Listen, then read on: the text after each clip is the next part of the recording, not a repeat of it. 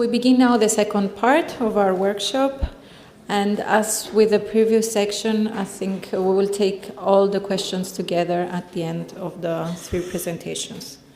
So our next speaker is Ms. Sylvia Koukounidou. She's a university officer and the coordinator of the Digitization and Archives Office of the University of Cyprus Library.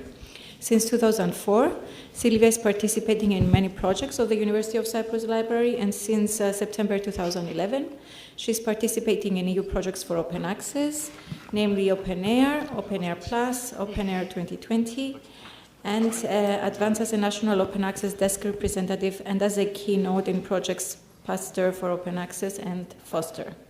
Sylvia, you have the floor. Thank you. First of all, I would like to thank everyone for coming to this event and our speakers, distinguished speakers. My speech will be about the role of repositories to the implementation of the open access mandate to research outputs, meaning publications and research data.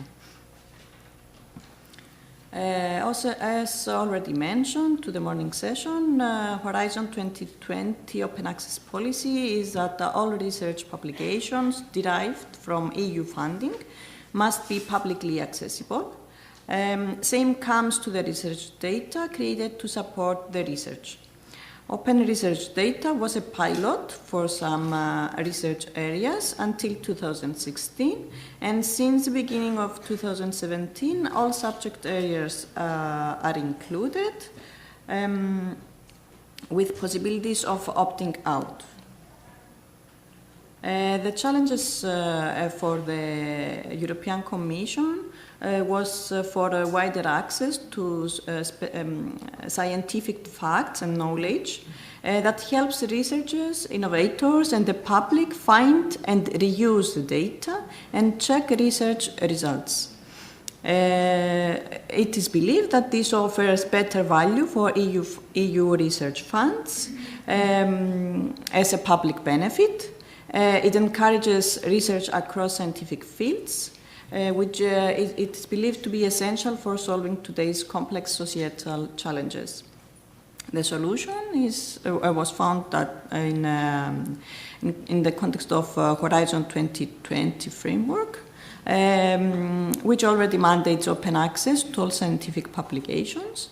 And since 2017, the research data must be open by default with the possibilities, as I already says, for opting out.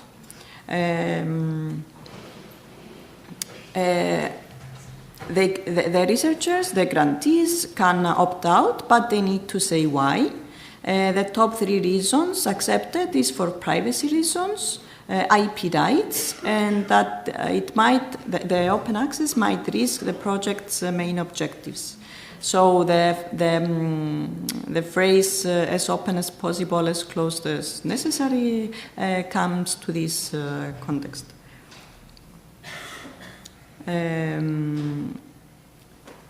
Regarding data, the research data, grantees are required to take measures to ensure open access to the data underlying their scientific publications. They need to provide open access to any other research data of their choice. And they are encouraged also to share data sets beyond publications. Projects, as Maria mentioned earlier, must create data management plans, which will include the route of the data, how the data will be managed, meaning that how the data will be generated, how the researchers will ensure the curation, preservation, and sustainability of the data, and what parts of the data will be open and how. The data management costs are fully eligible for funding, and there is no repository imposed. You can deposit data where you want. The main point is to have findable, accessible, interoperable, and reusable data. So if you are a researcher funded by EU, you have to publish your work either to an open access journal, which can be found in NOAD.org, or in a subscription-based journal. In both cases, your publication must be also self-archived in a proper repository, and you must give immediate or delayed open access in case of embargo period existence. So actually, the publisher, as the previous question was, cannot tell you where to deposit your research output. So how you find and use a repository to deposit and publish your output? The approach is to deposit once and done with your obligation. So through OpenAIRE, researchers can be directed to publication repositories, institutional or thematic, or if no appropriate repository is available, there is a centralized option for a repository set up by the OpenAIRE project themselves called Zenodo. Taking the options one by one, we start with the overview of the institutional repositories you can find in Cyprus. According to the Open Archive CY Harvester, until today we can find 6 repositories coming from mainly academic institutions. Of course, we are in a position to know that many other academic institutions or research institutions are in the process of creating their own repositories, which I suppose that they will also be harvested by our harvester. But only 3 of them are now compatible with OpenAIRE, which means that by depositing them, you fulfill the obligation to EU for open access. Those repositories are Likithos, which is the University of Cyprus repository. It includes mainly academic output, research output, doctoral and master thesis, conference proceedings, and digital cultural items. It is important to be noted that soon a new repository will be announced from the University of Cyprus called Gnosis, which will actually divide the items to the research output of the university and the cultural items. It will also include statistics and open metrics, which we believe that are important points for researchers. Then we can see the repository CTISIS from the Cyprus University of Technology. CTISIS is an open source institutional repository gathering digital material relating to the various activities of the Cyprus University of Technology, especially original research material produced by the members of the university. And the repository Kypseli from Open University of Cyprus, which again hosts publication, thesis, and digital cultural material from the university. As I already said, those 3 are OpenAIRE compatible, and when you deposit your work there, you fulfill the obligation of the European Commission for open access. Furthermore, OpenAIRE can provide guidelines on how to comply with EU open access policy. This is regarding the new institutional repositories that are about to be created. So for repository managers, keep in mind that there are guidelines to help you for the compatibility, and also how the Horizon 2020 open access requirements are met. Option 2, you can deposit to a subject repository. You can find a reliable subject repository in the directory of open access repositories. It is a big database that covers more than 2,000 subject categories. You can search by browsing a discipline or by a name, in case you know it, the repository, or just search through the list of repositories. The growth of OpenAIRE increases yearly, and the list of repositories is getting bigger and bigger, showing mainly the tends to open access. If none of the above options is suitable for you and you can't find an appropriate repository, you can always use Zenodo. Zenodo is the catch-all repository hosted by CERN, and it is linked to OpenAIRE. It was created to host a research output that can be called orphan, or anyway, that if your institution doesn't have a repository, the European Commission provides this option. It can host research publications and data. It accepts multiple data types, publications and research data, provides citable data through DOI, and can create links to funding, publications, data, software through the metadata provided. Research output coming from Cyprus is highly encouraged to be deposited to the Cyprus community of Zenodo, which is now curated by the National Open Access Desk of OpenAIRE. We can see that there is a tendency of providing and uploading research publications in our community, and we are happy for that because this shows the research production of our country. The procedure is as simple as just 3 steps. You upload your output, you describe it. That means that you put some fields like title and a short summary, and you are from where did you get a fund, or subject and keywords, etc. And then you just publish it, and that's all.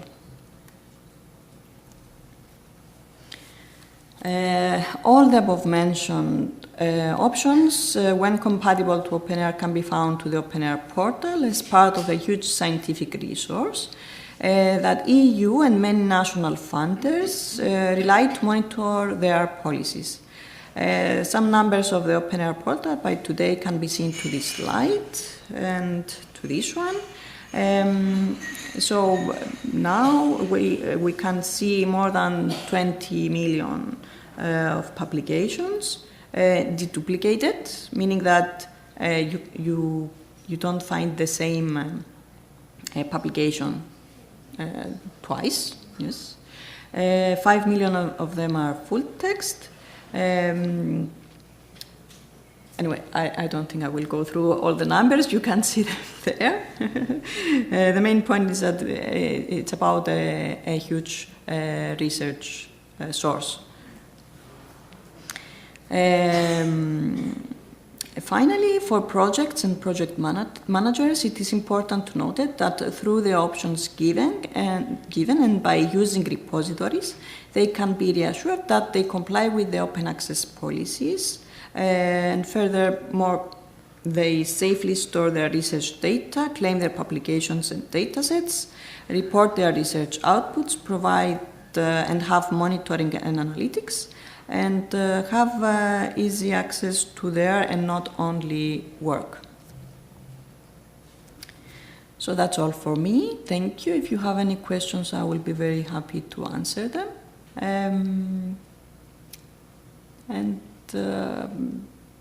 If in any point of your research period help is needed, please don't hesitate to contact the National Open Access Desk. Thank you.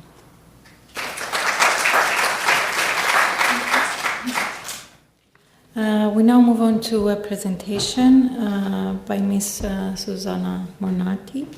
She's the head of operations at Science in Italy.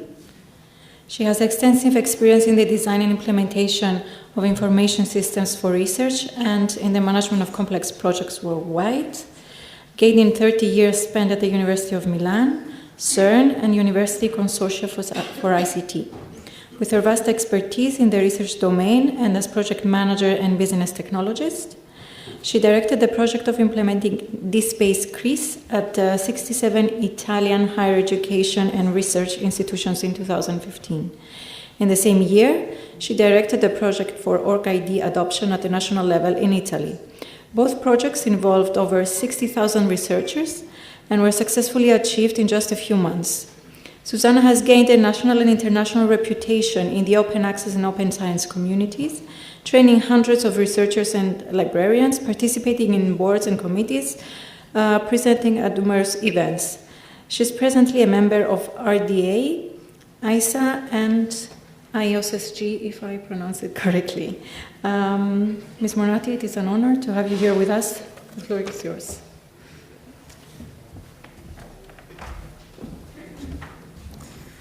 Thank you very much. I'm really honored to be here in Cyprus. It's my first time in Cyprus, and I thank the organizers and the university for hosting me, and I hope my contribution to this event will be useful. Let me just say why I'm more on the technological side, of course, but how is the link between this presentation and the rest of the event. We talked this morning, and before me, the other speakers talked about especially the role of repositories in the landscape of open science. And our main task for science is enhancing the role of repositories by empowering repositories and repository managers to serve their community for open science purposes. So traditional institutional repositories were born to host publications and the copies of publications that should be open to the rest of the scientific community and to society. What are we planning for the next generation repositories is to extend the scope of repositories also to host other types of materials that are useful for the scientific community, such as data and also research information. Many of you may have heard about the research information systems and those systems that collect information about research that is performed at an institution, which means information about researchers, information about projects, information about the activities, the patents, grants, and so on. And I think I see that this information is important, is very relevant to the institution, is very relevant to the researcher himself, is very relevant to research funders. So there is a way to collect this information at the institutional level to improve the governance of research resources within the institution, and also to enhance the capability of reporting back to research funders and of enhancing the visibility of the institution and its relevance in the ecosystem of research. And this is why I still see that Zenodo is a fundamental tool, and it's very important for institutions that do not have a repository, but having a local institutional tool to manage this information is very relevant, because institutions are in fact the main responsible for what is done within the institution. And of course, also individual researchers are responsible. Every one of us as a citizen is responsible, and we should all be involved in the open access and open science movement. But at the same time, we will not be here in 50 years, while institutions will be, possibly. I mean, the University of Bologna was founded 1,000 years ago and is still there. So we have to believe in institutions and the power of institutions to continue the tradition of creating new knowledge and spreading knowledge to the future generations. Well, this said, I hope I didn't go too much out of topic. I would just like to present my team, which has recently been extended to younger ones, because we are a recent company, but most of us have been working for many years for open science, personally 30 years, so it's a long-term engagement, and I'm very proud to have collected this group of experts who have all been involved in open access and open science production of open tools for many years. And we are also engaged with a lot of communities that are also relevant in the open science framework, such as DuraSpace, because the technology we are mainly working on is DSpace, ORCID for the persistent identifier, CORE, where one of our technicians is a representative in the next generation repositories working group, and EuroCRIS, where we are also in the task groups for defining the standard data model for the research information, which is a SERIF. And then we've been working at the implementation of the OAI PMH of the Open Archives initiative since its beginning. And now more recently we are working with signposting and resource sync, which will become more and more relevant in the future years, and maybe some of you have not heard about them, but they will be more and more talking about, especially when implementation starts. And from this respect, this is the link between For Science and OpenAIRE. We have recently been awarded with a grant to develop some work and realize the implementation of a couple of different protocols, and we call them protocols, which is signposting for OJS, resource sync for DSpace, and also for the implementation of the OpenAIRE metadata guidelines and the APIs for the projects. And these are to be implemented for Dataverse and DSpace-CRIS, and also the API for the projects in DSpace-CRIS. And so this is important to underline that OpenAIRE is doing a great work in Europe. It is something that has no other examples in the world, I think, and this is the reason why Europe is ahead of the open access and open science awareness in the world.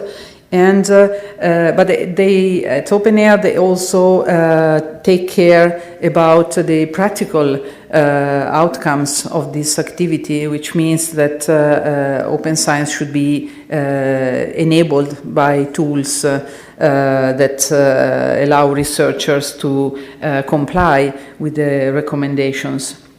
So that's why we proposed to do this work, and it was awarded, and then the results will be presented soon, because the deadline is mid-May, so next week, and we are almost ready to deliver everything. There will be announcements, and so we hope that this contribution will enhance the open science landscape.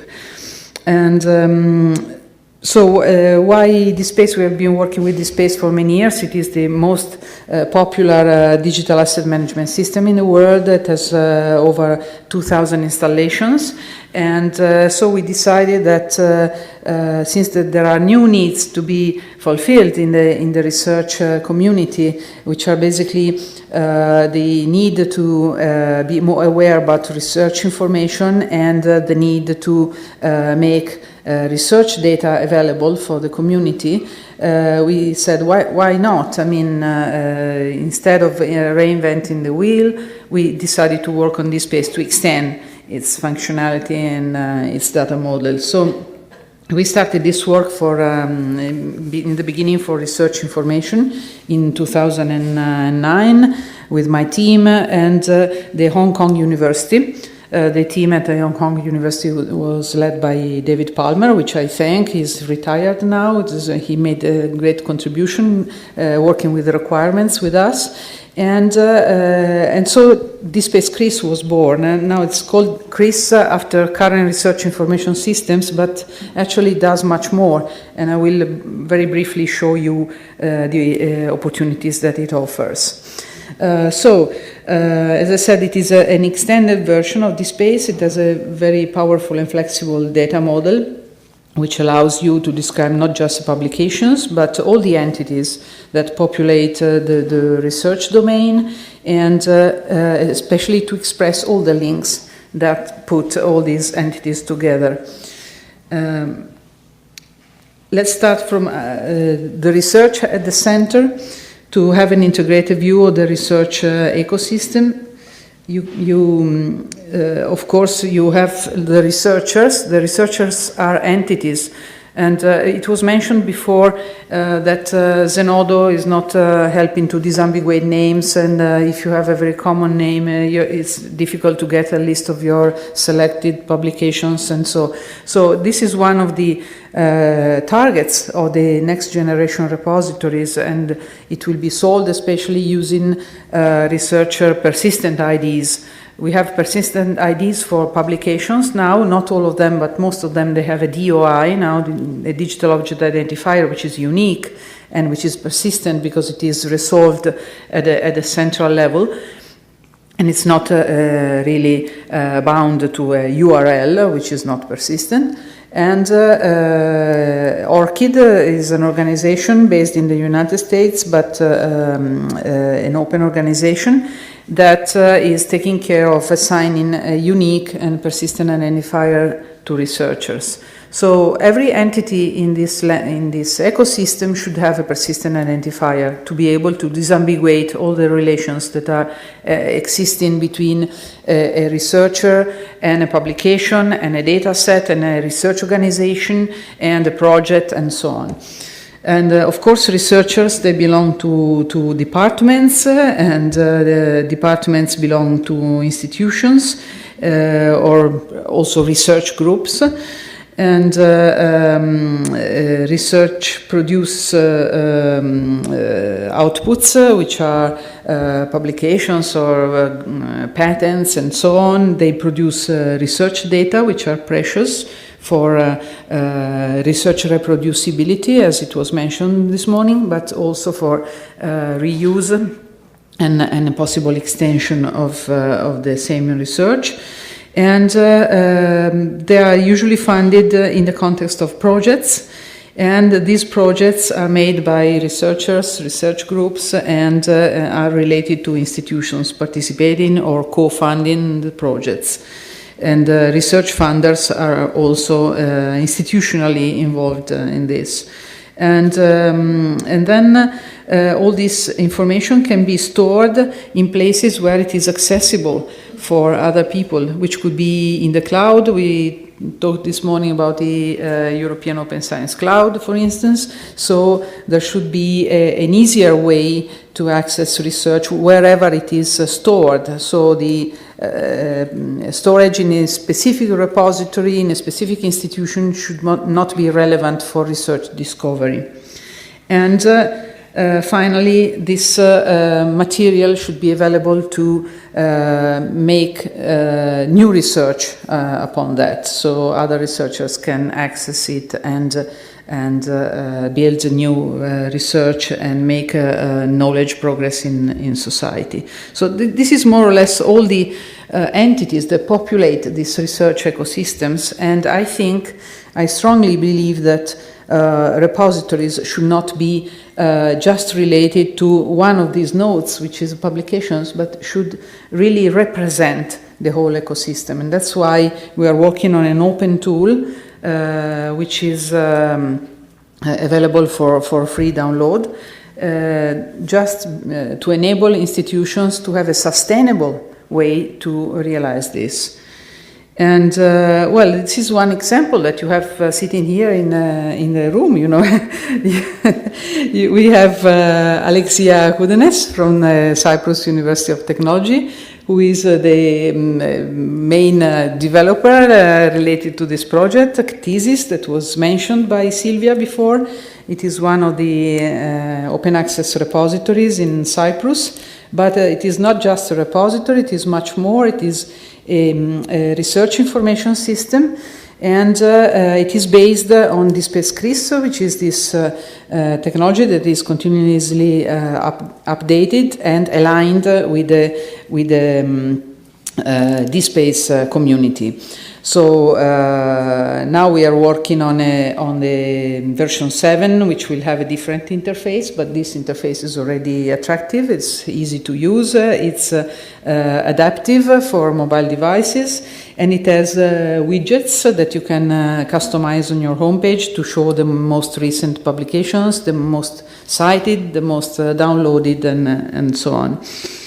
And with the items, you can not just put the metadata, but show a richer array of information around it, which is, for instance, here shown in the widgets that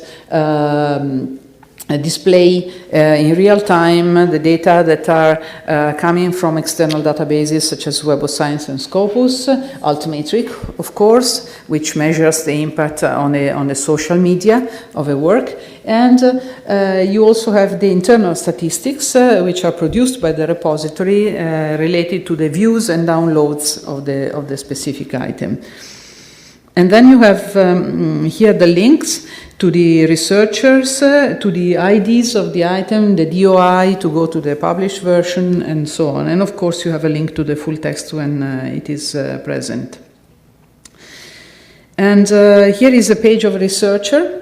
You see on the left there's a menu of the entities which are linked to this researcher. So it is possible in real time to produce a list of all the entities where he has a role. For instance, he can be author of a publication or co-author. He can be the investigator, principal investigator of the project, or a co-investigator. He has bibliometrics attached, which means that all the metrics of the articles that are contained in the repository are aggregated according to each author and displayed in the bibliometrics section. And so the powerful aspect of this research information tool is that when you put information once in the repository, it can be reused in different contexts.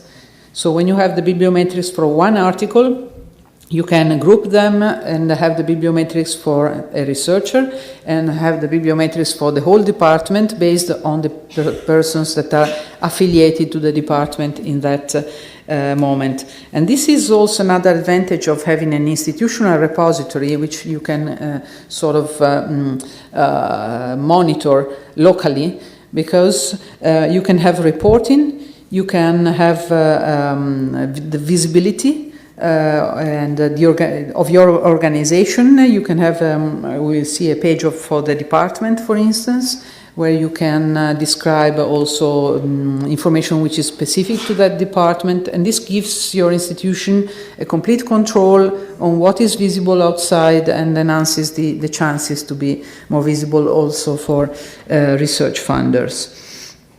So here you see, as I said, the list of other entities to which the researcher is linked. You can use this page also to store all the IDs that these researchers has in external systems, starting from the ORCID, of course, but also the Scopus ID, Web of Science ID, and so.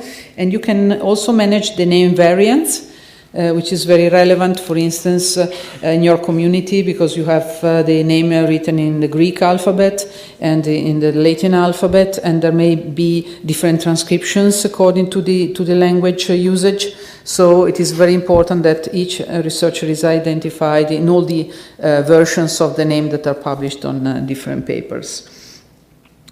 And then you have some tabs to access extra information, such as the email alerts.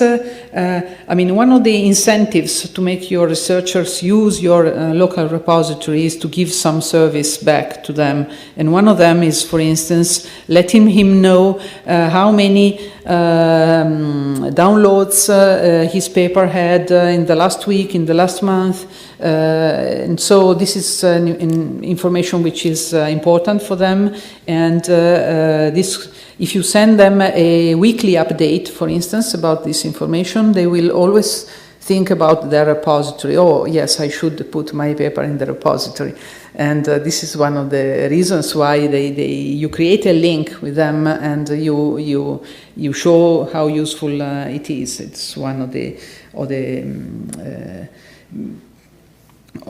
incentives. And you also create statistics, so you have specific pages to show him how is going. Here is a page which is created with the Scopus and Web of Science metrics, showing how many papers in the repositories are indexed there and how many citations they got, and you have periodic update. So he can check himself if the numbers are growing. And he can have a list of publications with export facilities. So that's another service that you can provide your researcher. He can export. So first of all, the repository is connected with the HR system and the authentication system. And this is already something easy. I mean, he uses the same credentials that he uses to access his email and other services in the university within the same single sign-on environment. So he doesn't have to remember the password for that. And he's sure that all the publications in this list are his publications, so he doesn't have to clean every time, as it happens with larger repositories that are not curated by the university personnel. And this list of publications can be exported in different formats, so he can use them for his own purposes, for his own bibliography, Refman and Note BibTeX, and you can have Excel lists and so on, and also the list sent via email to spread it maybe to colleagues and so. And there's also the opportunity to describe the projects. So here you have a page for one of the projects of this researcher, where you have the title, the abstract, and other data. And there's also the opportunity to store the ID of the project. For instance, one of the outcomes of this collaboration with OpenAIRE I mentioned before will be to implement the API for projects in DSpace-CRIS, which means that you can also send information about projects automatically using the repository. And of course, you can have information about funding. This is depending on the policies of your institutions. It's something which is not technically relevant, but if you want information about funding, then you can, of course, extract it and use it for reporting. And there's also a dynamic network which is built that shows your relations to other researchers, where the researcher you are looking for is in the center, and you have a first circle of co-authors, direct co-authors. You have a second one with the co-authors of co-authors, and so you can build a graph. You don't have to do it manually. There's a library doing that in the software platform. When we highlight one of the nodes, you see there's a name of the second researcher appearing, and then under it there's a list of publications which relate them. So you can drill down and see how they are related. And this you can also do with other entities. So if two researchers are co-investigators in a project, you can see which projects they are participating together and so on. I will go very quickly through. I mean, DSpace-CRIS is doing a lot of things, and I have no time to show all them. But there's demo online, documentation, and so you can talk to me later, write me, and organize a demonstration in your institution. So that's. I will go really quickly. Statistics, as I said, also with a map mashup to show where your downloads come from, and statistics over time, by country, by place. As I said, the department, you can have the same lists as I showed before with the researcher for the department using the affiliated researchers dynamically built with the updates from your HR system. And the ORCID functionality, which allows you to claim your profile and also to push your publications from the repository to your ORCID profile, and to do the contrary, that is looking for your ORCID profile in the input form. You can pull the publications from ORCID and populate your repository. Alexia was just telling me before that's something which is not working properly, so we'll fix it. But the idea is that all the researchers that have an ORCID position do not need to type the information twice. And this is especially useful for mobility, because researchers can put a strong effort in populating their repository. Then when they change the institution, they have to redo everything from scratch. Well, using ORCID, they can just transport the information from one repository to the other one. And of course, we put an accent on interoperability, which is one of the targets of the next generation repositories, to enhance interoperability. So this can be done with using external databases to take information, sending your information to other databases. The compliancy with OpenAIRE, for instance, is one of the main goals of DSpace-CRIS, which is completely compliant and also Serif compliant.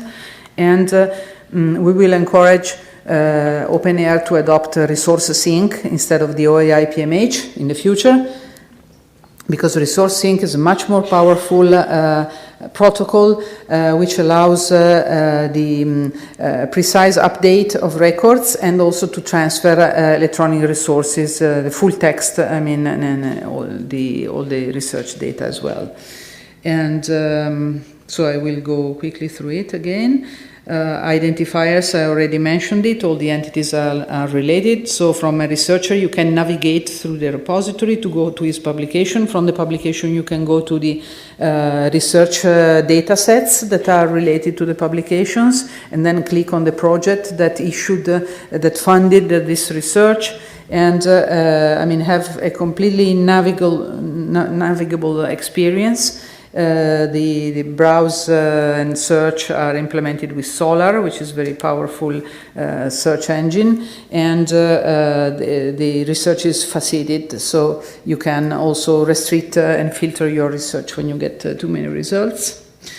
And as I said, you can put your research data into DSpace-CRIS. We integrated it with CCAN. CCAN is a technology which is born on purpose to deal with the research data. Why we did that? First of all, you can, when you deposit your research data into DSpace-CRIS, you can visualize the data without downloading the data set. And you click in this See Online, and you have 3 ways to visualize your data, which is a grid, which is paginated. So if the data set is really huge, 1 million records, you can see 100 records at a time. So you just have a quick look to see if this data set is useful for you. and you can order the fields and filter it. Then you have a graph visualization. Here again, you select a subset, and then you can choose to visualize bars or points or lines, and then you can choose the what you put on the axis. So here, for instance, we have a database for the European population, and we selected the country and the number of inhabitants. So we can see by a glance which is the most populated country. This is a very simple example, but of course, when you have more complex or larger databases, this is very relevant. And then if the data are geolocalized, you can have a map. Where you can see the geolocalization of this data, where the data come from. And so again, this is extremely useful for the usage of data, to have a look at what is inside your repository and to see if it is relevant for your research. And then, much more important, the CCAN APIs allow you to reuse the data which are stored in the repository always without downloading them. So you can also prevent download if there is any reason for this as a policy for the research group, but you can still access them with analysis tools using the APIs. So this is also relevant for researchers who want to reuse this data in their own research. And so I'm almost finished. This is DSpace-CRIS in a nutshell, which means starting from publications, adding the other entities which are mapped in Serif in the data model, and having as a result DSpace-CRIS. Now there's almost 100 institutions in the world already using it, and the community is growing fastly because it is the only free open source tool for research information management. And it also does the role of an institutional repository and of data repository. So with a really small, I wouldn't say small in front of Alexia because it's a huge effort, but maybe a small economic effort, I mean sustainable one, you can have 3 tools in one and manage it with your own resources in the institution. And so it's completely, the documentation is available, the GitHub link for downloading it, and so on. And the last one is, fair also has been mentioned this morning. Making your research fair means making it findable, accessible, interoperable, and reusable. And you need the tools to do that. And what I would encourage you is it's okay to use Zenodo, to use the tools that are made available by the European Commission, by OpenAIRE project, and so on. Try not to let your institution go to commercial, closed, proprietary tools that have proprietary information, proprietary formats, do not comply with the standards, and are extremely expensive. So there is a way to avoid this and to make your research available, participating in a community effort together to develop these tools. So thank you for your attention. This is where you can find us next.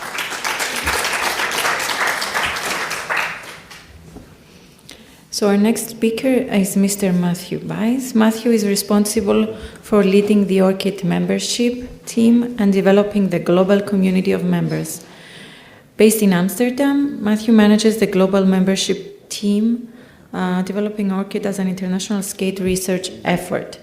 In addition to his role as Director of Membership, Matthew builds relationships with key institutions and governments across the Americas, Europe, Middle East, and Africa, and Asia Pacific.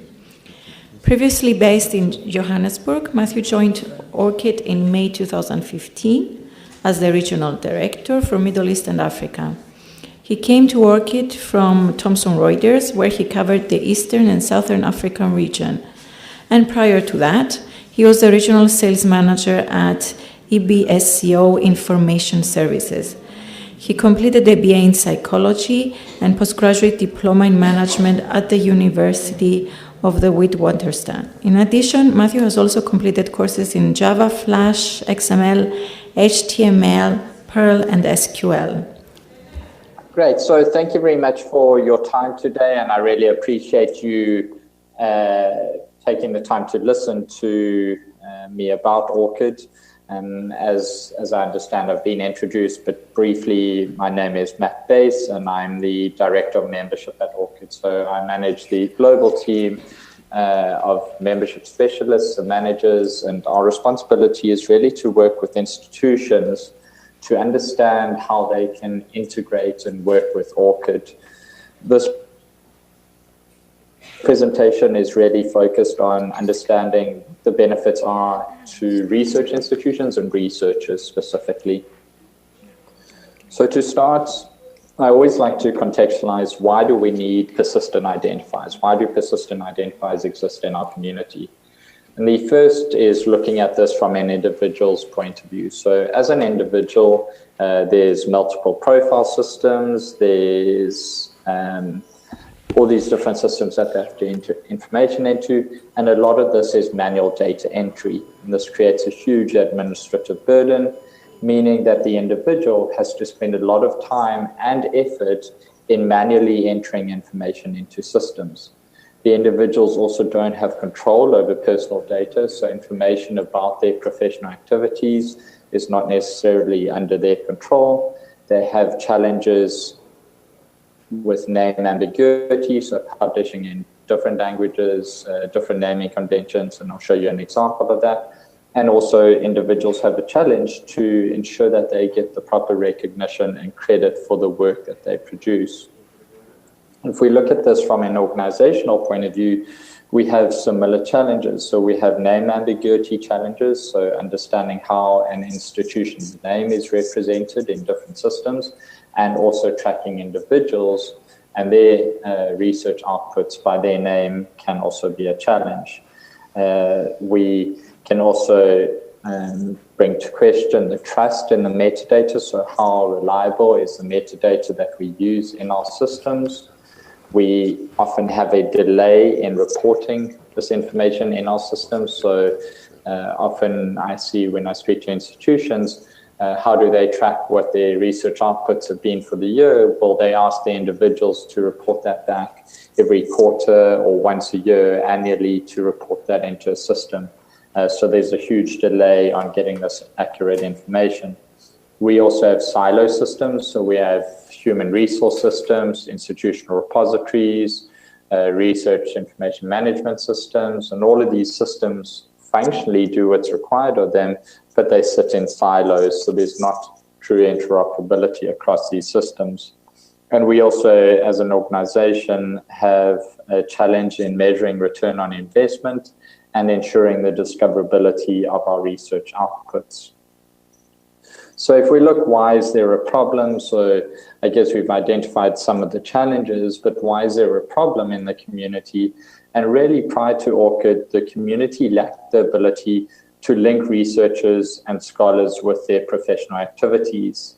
And this occurred for the primary reason being name variations. And I use myself as an example. Already in one language, I can represent my name in 4 different formats, and the same applies for institutional variations. We can list this in different formats, and this is for a very small organization such as ORCID.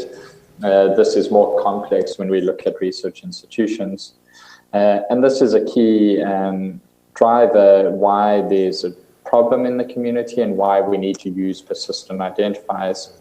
I always like to show the example. If I just run a quick Google search for MJ Bass, you'll notice that there's a lot of different results that come up in Google, things about Michael Jackson. These aren't related to me, but this is running a search in a system for my name.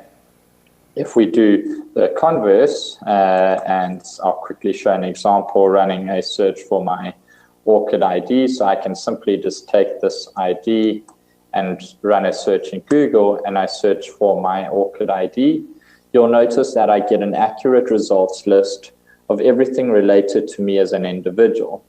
So what does this do? It shows 2 things. One, the power of using an identifier in a system. So it's really important that using a unique identifier allows us to link related articles or results to that identifier, so linking activities to an individual.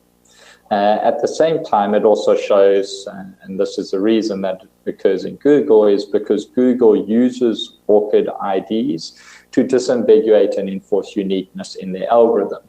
And so do many other profile systems. So if we look at Research ID, Scopus author profiles, Google Scholar profiles, they use ORCID IDs to disambiguate in their system. And ORCID is not a competitor to these systems. In fact, we're a key collaborator with these systems and we work very actively with them.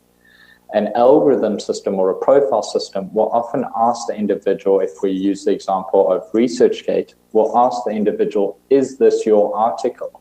The system doesn't know for sure it's the individual's article because there's no identifier associated with it. So if we use identifiers, we solve these challenges.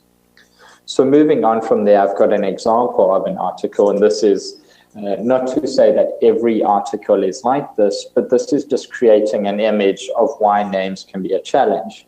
I have many questions about the contribution to this article, but to use it as an example, this is an extreme case. We can see that here there's multiple different authors.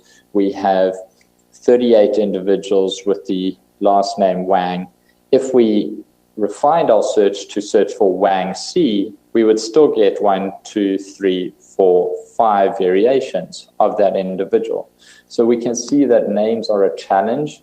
And it's not to say that we're trying to take away identity. Importantly, we're trying to distinguish individuals and distinguish their work, but using identifiers behind the metadata to ensure that we can create this interoperability.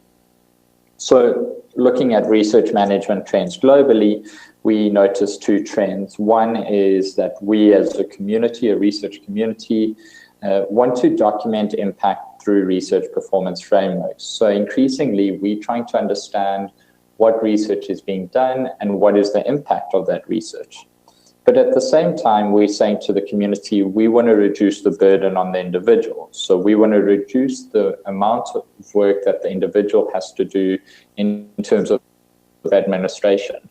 But when these 2 goals or trends are aligned, they very much cross-purpose, because the more we try to track what the individual is doing or understand, the more we're asking individuals to manually enter information into systems or report back to their funder or report back to the institution, or even look at having things captured in a repository. And this is where ORCID sits very neatly in between these 2 trends, in that it allows for us to document impact of research and reduce the burden on the individual whilst maintaining complete control for that individual over their identifier and their related works. So looking now into what is ORCID. So ORCID is an identifier for researchers. It's simply a 16-digit alphanumeric ID that is, together with the other identifiers, forms the ORCID registry. The ORCID registry has 4.8 million individuals in the registry to date, and this continues to grow every week by about 20,000 individuals. We as an organization are a non-profit open organization that provide a set of standard procedures. So as an organization, you can join and help support the ORCID initiative. As a non-profit organization, we rely on membership to support our organization. And then as part of that, you form part of the owners, essentially, or stakeholders of ORCID. But as a member, you then use the API to integrate your system with the ORCID registry to connect this information together. We have a committed community building these connections into the registry, and through this, we have this international scale open research effort. The ORCID community at present is 875 members from 43 countries. We have over 550 system connections across all research sectors. So this includes funders, associations, publishers, universities, government organizations, and we have 4.1 million researchers. One thing that we have been working very closely with is establishing consortia in different regions, and to date we have a number of consortia, and they're listed on the slide here. I won't go into too much detail, but this is possible from any group of 5 or more institutions can form a consortium. Our largest consortium is 93 institutions, and our smallest consortium is 5 institutions. So we will work with anyone that wants to look at considering forming a consortium. To explain how ORCID works, and then we'll start discussing some of the benefits. Simply put, the researcher registers and manages their ORCID record. So if an institution becomes an ORCID member, they don't take ownership over those IDs. The ID, importantly, is owned by the individual. They can use the same ID across multiple institutions, multiple publishers, multiple funders, and the individual controls per item in their record what visibility they have. Within their ORCID's record, within their ORCID ID, they have basic information that they can include, such as other names, email address, biography, and also manage their account settings.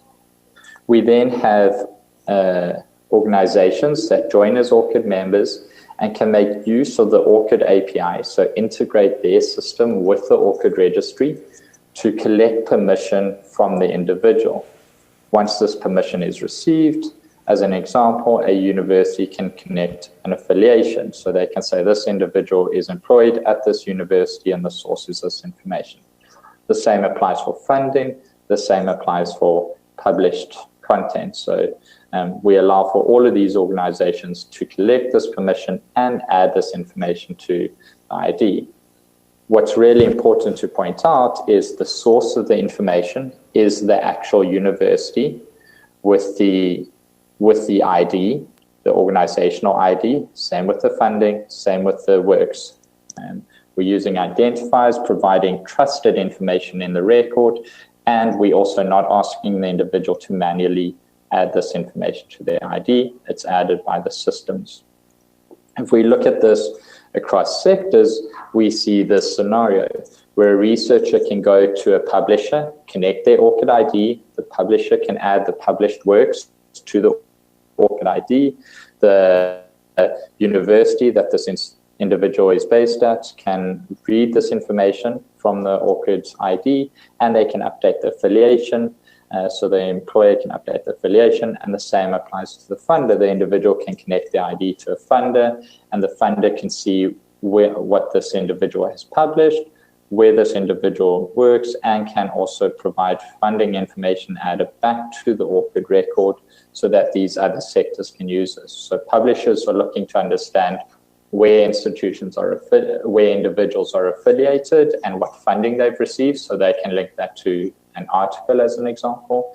Employers are looking to understand what researchers are publishing and what funding they're receiving, and funders want to understand what they're publishing and where they're affiliated. So we allow for this reciprocity, enter once and reuse often across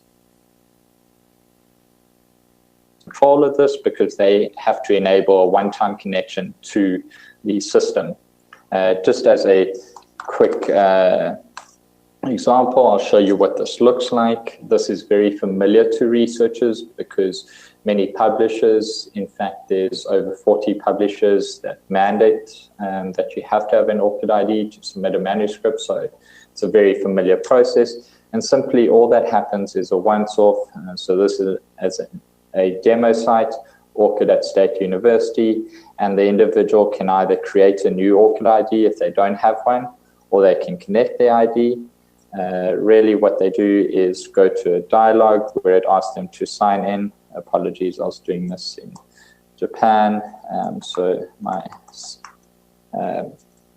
language is set differently, but essentially they authorize this and the authorization takes place. So it's a very simple connection to make to the system. Just to be clear, platforms use the ORCID API, so we have all these different types of organizations, and these organizations then make use of the API to push and pull metadata from ORCID IDs. I mentioned earlier the publisher open letter, so we have over 9,000 publishers that are sending metadata to Crossref that updates ORCID IDs. But we also have a group of publishers that require ORCID IDs in order to submit a manuscript. So these publishers on the slide are all publishers that have signed the ORCID open letter, and in order to submit a manuscript with these publishers, they require you to have an ORCID ID. What is also important is these publishers, as part of the open letter that they came together and signed, is that they will ensure that the ORCID ID is updated with the work once it is published. So if this individual links their ORCID ID through the process that I just showed you, then what happens is they have the ability to have their ORCID ID automatically updated. So to talk about ORCID and research institutions, so some of the benefits, so quickly skipping through these, and we'll go through each one specifically. So the first benefit for a research institution is you can control how your organization name is expressed in systems. So if I quickly go to my ORCID ID, you'll see that within my ORCID ID, ORCID has added my employment. So you can see that they have listed it as ORCID and where I'm based, and the source of that information is ORCID. So you as a research institution can enable this. You can assert this information to the individual's records. This then allows publishers to read the correct affiliation and the affiliation ID into their system. So that's really important. You can build reliable connections for how your organizational name is expressed in systems that your researchers use. It also allows for international scope. So the ORCID identifier is used broadly, globally, across different systems, and allows you to connect to faculty, staff, students, and even alumni, so individuals that may have already left your organization. It allows for forms to be pre-populated, so individuals don't have to spend time manually entering information in. And once the ID is connected, we can pre-populate forms such as a CV submission to a funder system or to a manuscript submission system, etc. It allows you to track alumni updates, so gain insights about former faculty, staff, and students. In fact, there was a research study done on the migration of scientists globally last year, published in Science, and this made use of the ORCID data file to understand how scientists moved around. And you can be automatically alerted to know when previous alumni or when alumni have either produced a publication or received an award or an affiliation, etc. Machines do the work, so we allow these systems to efficiently push and pull metadata. Importantly, this isn't here to reduce the data validation and the operations within, say, a library or a institutional department. Importantly, it's here to streamline, but it's still there to have the work validated and ensure that you have data integrity in your system. But the machines do the talking, so we allow for the publisher to update the ORCID ID, and that exact metadata as the publisher has listed it can flow into your system. Data is with consent, so we work on the principle that the individual has to authenticate and has to allow for interaction with their ID. So this is in line with global data and privacy regulations, and looking at strengthening the trust and confidence in how we can share this information, so the reliability of the information. Automatic updates, so as soon as an individual publishes a new article, as an example, and if that's added to the ORCID record, your system would know about that and you would be able to update your system accordingly. Connecting to ORCID as a research institution is done in 3 ways. One, you can look at integrating it through your CRIS system as an example. So we have various CRIS systems that have built-in integration to ORCID. The other option is to look at a repository system. So if there's a vendor repository system that you use, we can also look at having the integration done in that way. And the third, which is most common, is that organizations build something that suits their needs, they use the API, and they set up the integration in the way that they wish to do this. An example of this was the Czech Technical University in Prague, where they integrated ORCID into their central identity management system. This fed information from ORCID into their CRIS system, into their repository system, and also into their library system for grey literature. So this enabled a fairly robust integration, and that's something that's becoming more common. ORCID and individuals. So briefly, researchers support ORCID. We did a survey last year, and 85.9% of respondents believe that requiring ORCID IDs is beneficial to the global research community.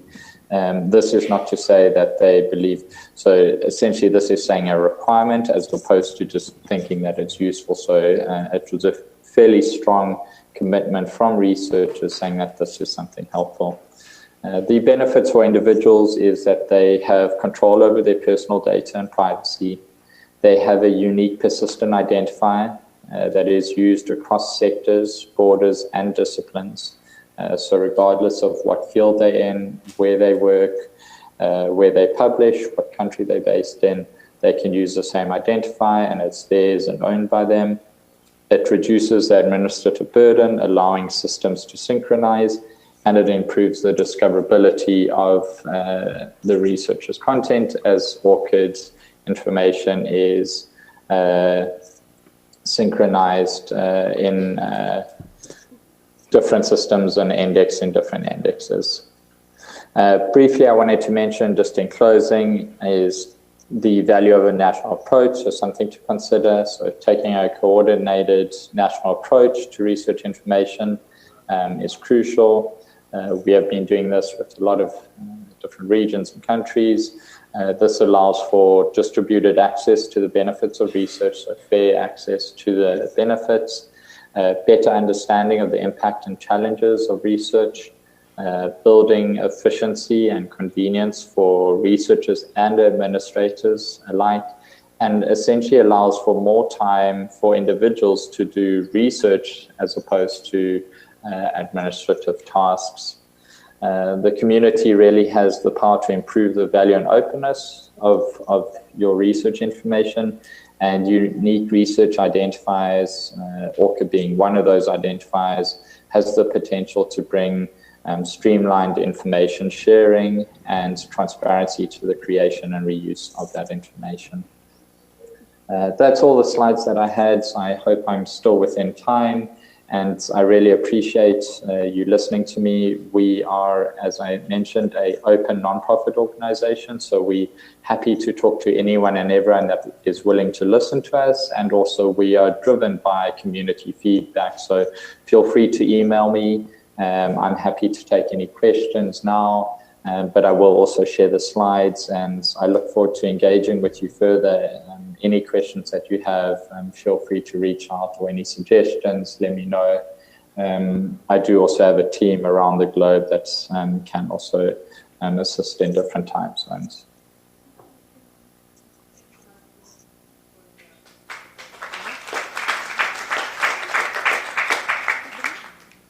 Okay, so this was the end of the presentations. We can now take questions also for the 2 previous ones, in case you have anything to ask. Yeah, I have something to say related to the ORCID presentation, because as I was discussing with Alexia about the subscription to ORCID of the Cyprus University of Technology, I think that you could try to negotiate an agreement with ORCID together with the Greek colleagues, as Alexia told me, you have some common subscriptions for databases. There is a consortium. Yeah. And that consortium could also serve you to have an ORCID subscription which is shared across institutions, because a single subscription is quite expensive. But I tell you because I had this experience in Italy, because I was initiating the consortium membership with ORCID for Italian universities.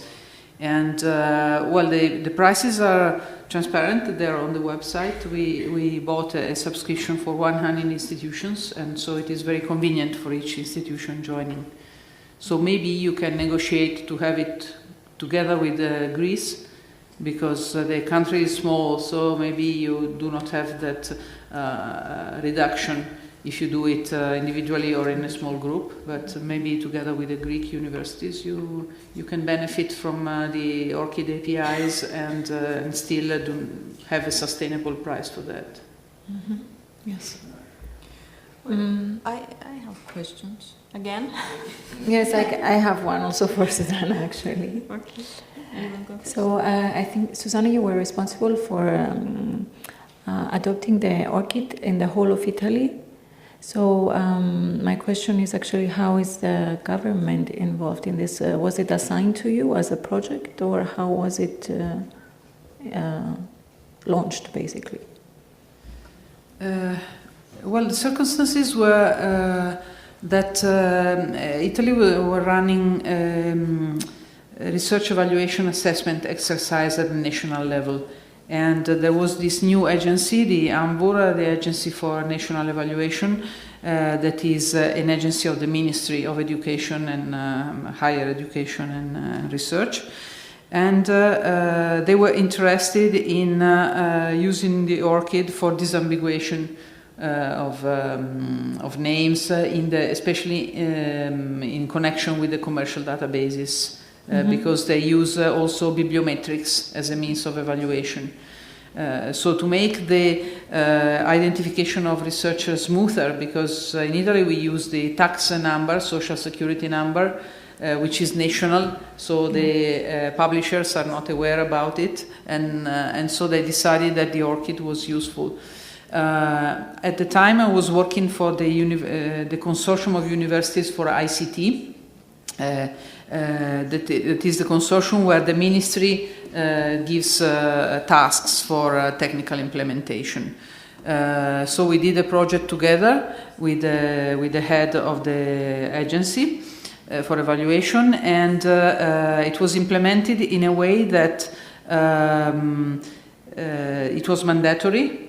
So when the researchers connected for starting the 1st of September to the central database of the ministry or the local installation, they were asked to input their ORCID number.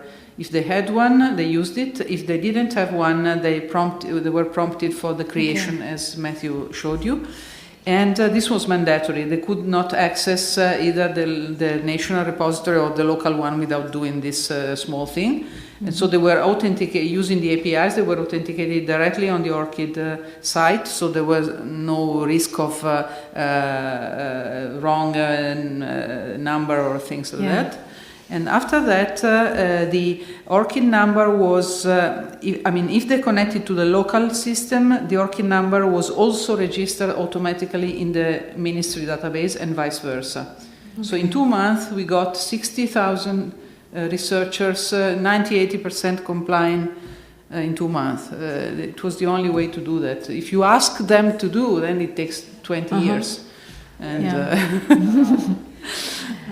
so that's we were not particularly clever in the project, but it was mandatory. That's why it was successful. Well, I'm not sure if in Cyprus we have something similar, like if researchers have to sign in to something that is national, but maybe for each university? For each university, some universities. Maybe there's a place where they have to subscribe to get funding. I mean, where to get the money for projects. That could. Yes, that could be the trigger, And To make it communicate automatically with the local repositories, we built a piece of software which is called the ORCID Hub, which is, we released it in open source. It is on GitHub, so you can download it and use it. It is something to help researchers not to do it twice, but it's just if you want to save this work. It really takes a few minutes, but since it was mandatory, we didn't want them to get nervous against institutions to make them do the work twice and so on. So we decided that maybe if it was done automatically, they would be happier. Very good, thank you. Sylvia, you have some questions? Yes, I have a question. First of all, thank you for coming and thank you for your presentation. It's very important to see and know what are the tools and services provided. My question is regarding the system. Does it support authority controls? I mean, in case anyway, some of our researchers do not have an ORCID. Does it support authority control? So we can deduplicate, let's say, or find a way to identify our researcher? Yes, the main function available is the connection with the HR system of the university. So there you take authoritative information about the name with which they're registered, the present affiliation, so the department where they are affiliated at the moment, and the connection with the credentials for the central authentication system, which is the email, sometimes some more information, so that when they connect to the repository, they're automatically identified. When they input any publication or a project in the repository, there is a field which is connected to the authority list, where they can pick some the co-authors or co-investigators from the HR database.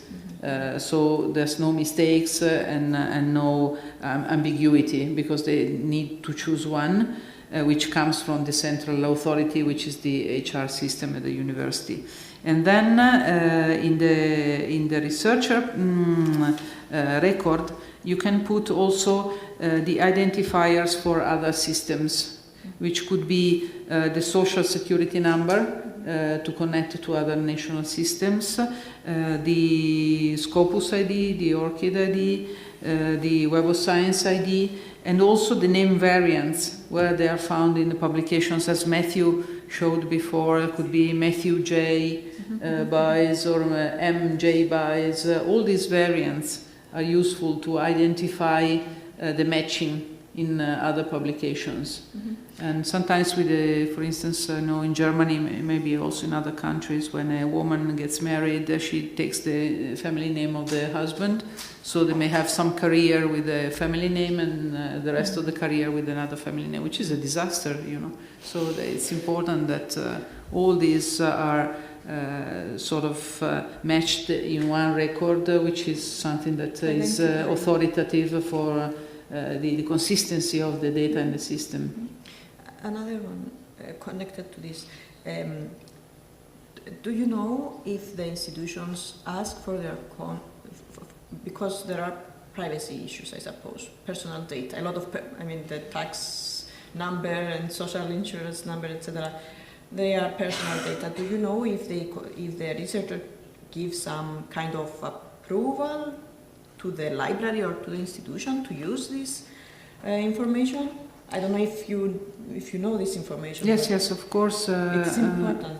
Because we are also a delegate for the treatment of data from the university when we are a service provider of the system, because the system is getting some data from the HR system, so DSpace or DSpace-CRIS, and we are responsible for keeping them confidential.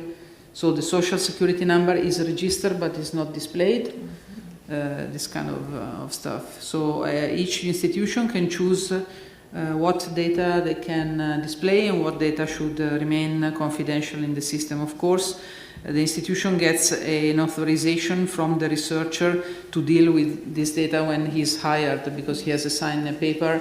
And so that's also another aspect why the institution is important in this ecosystem.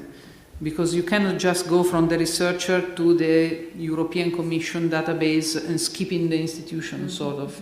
The institutions has to be involved, and they have some responsibility in dealing with this data. Yes, and of course the institutions need the repositories in terms of providing their research output, what they are doing in this country.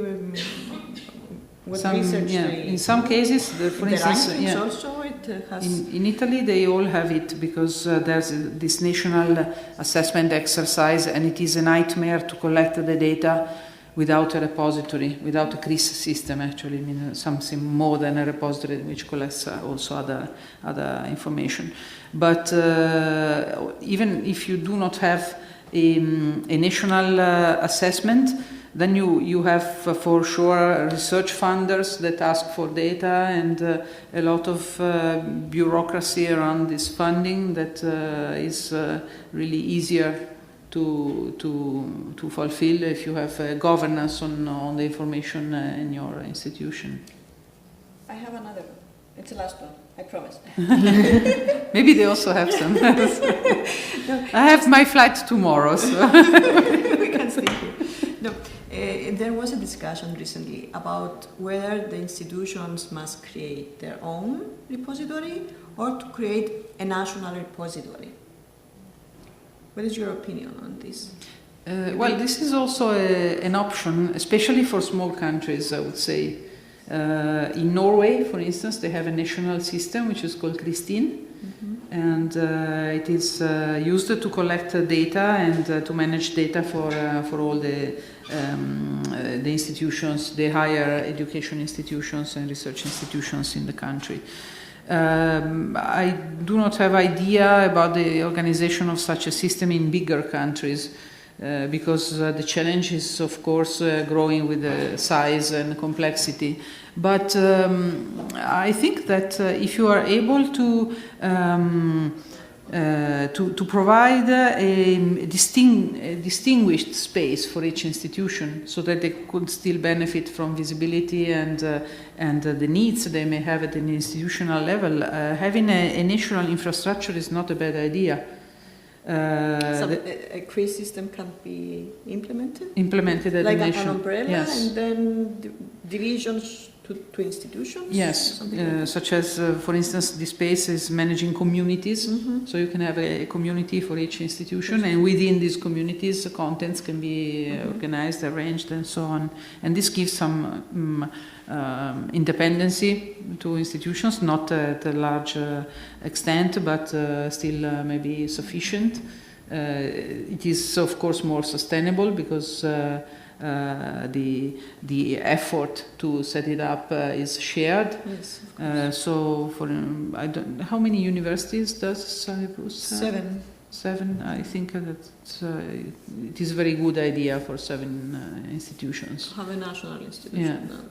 Yeah. Otherwise, the model I recommend is that there is a central harvester at the national level, setting metadata profiles, which means each university has to transfer data to this central repository in a specific format, so that it is the same for all participating institutions. And then each institution is free to choose their own tools for doing that.